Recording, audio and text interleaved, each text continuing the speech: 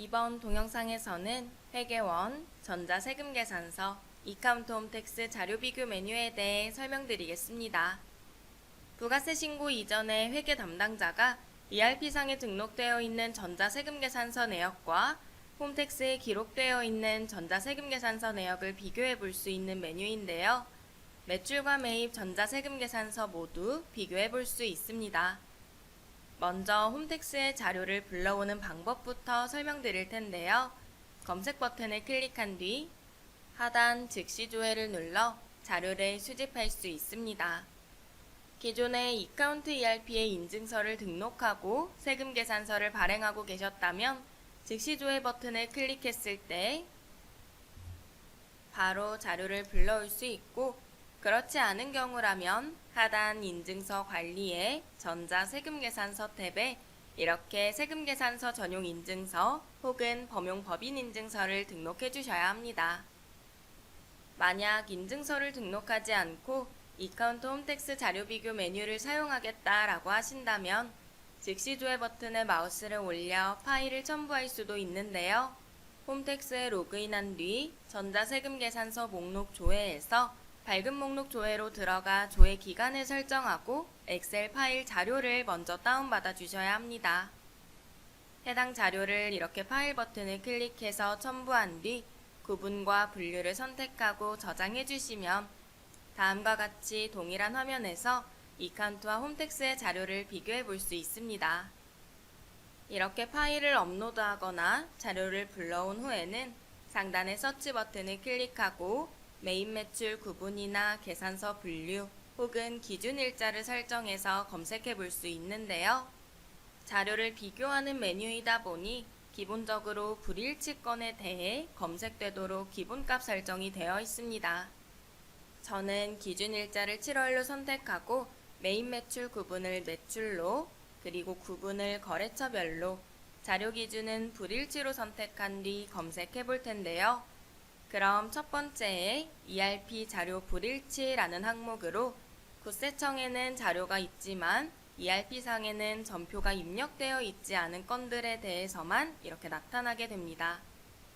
그리고 두 번째로는 국세청 자료 불일치라는 항목으로 ERP에 자료는 있지만 국세청에는 자료가 없는 건, 혹은 ERP에 입력된 자료 건수와 국세청에 입력된 자료 건수가 다른 건 등이 나타나게 됩니다.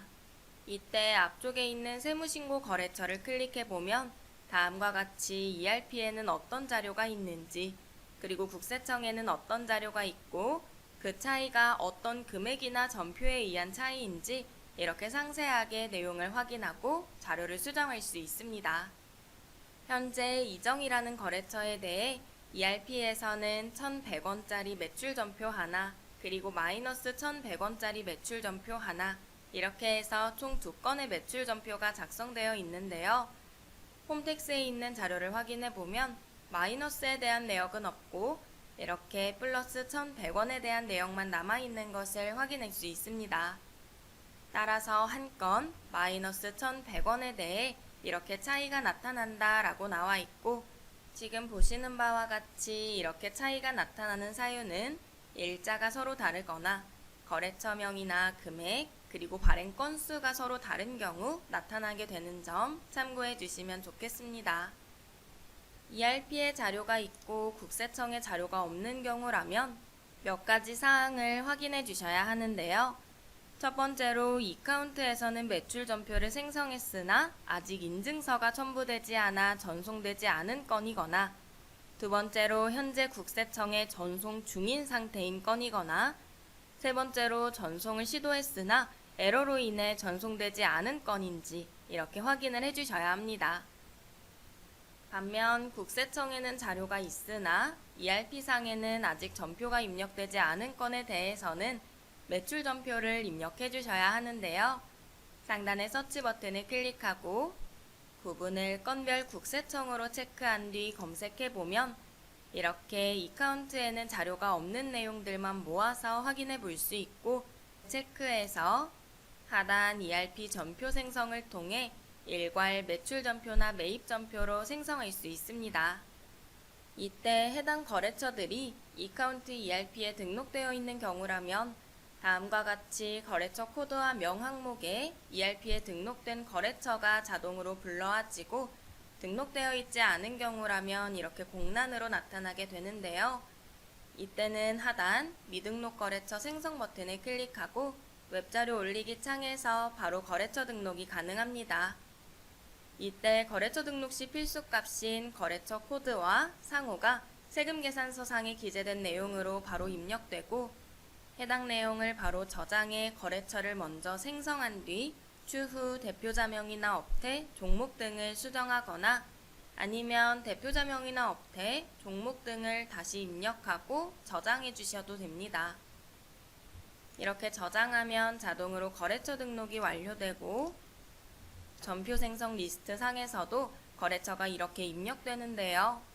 일반적으로 매출 전표나 매입 전표에 기재하는 것처럼 이렇게 매출 매입 계정 코드나 부서, 프로젝트, 수정된 세금 계산서라면 수정 사유까지 직접 선택해 주실 수 있습니다. 그 후 생성 버튼을 클릭해 보면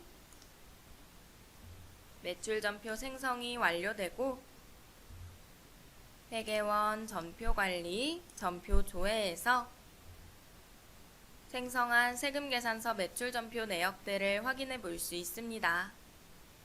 뿐만 아니라 다시 한번 이카운트 홈택스 자료 비교 메뉴에서 자료 기준을 일치권으로 선택하고 검색했을 때 다음과 같이 방금 전에 매출 전표를 생성했던 내역이 일치권으로 나타나는 것 또한 확인이 가능합니다.